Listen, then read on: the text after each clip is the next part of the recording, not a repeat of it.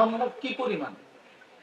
এজন্য আমি সব সময় বলি, মোবাইলে যারা আসক্ত হয়, মানে প্রয়োজন ছাড়া 24 ঘন্টা দিবানিশি যারা মোবাইল ব্যবহার করে, ওরা প্রতিবন্ধী, মানসিক ভারসাম্য, এক কথায় তাফসীরা। হ্যাঁ, এটা বাস্তব। এরা প্রতিবন্ধী, এদের ব্রেনে কোনো কাজ করে না। অর্থাৎ এটা কি মানায় না মানায় না, এখানে এটা কি উচিত না উচিত না, এটা কেমন দেখাবে না। যে মনে করেন রাস্তায় অ্যাক্সিডেন্ট, একটা সিএনজির মধ্যে 3টা মানুষ রক্তাক্ত হয়ে পড়ে আছে রাস্তায়, অসংখ্য নাফরমান।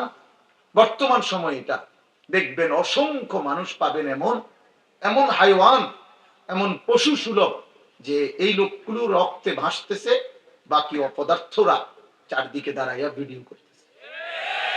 মানুষ কত বড় অমানুষ, কত বড় অমানুষ। এই কি ছিল দায়িত্ব? এটা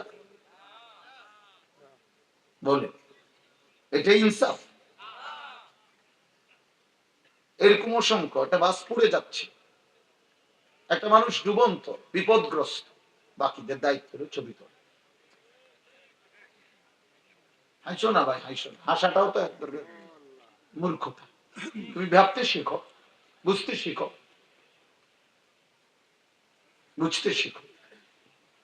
এই জন্য এটা বললাম, মোবাইলের এই প্রচন্ড আসক্তি প্রয়োজন, ঠিক আছে, বড় মোবাইল, অসংখ্য কাজ আছে, চাকরি, ব্যবসা, উপার্জন, দেশ বিদেশ, পড়ালেখা, বিভিন্নমুখী কাজ আছে এটার দ্বারা। হ্যাঁ, তো প্রয়োজন, তো প্রয়োজনের মধ্যে সীমাবদ্ধ থাকা।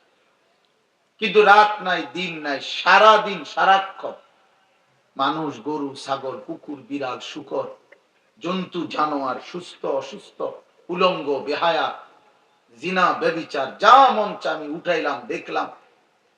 এটা কোন ধরনের অসভ্যতা? এটা কোন ধরনের চরিত্র? বলো ভাই নওজোয়ান, ইনসাফ করো, ভাবতে শিখো। আমি ব্যক্তিগত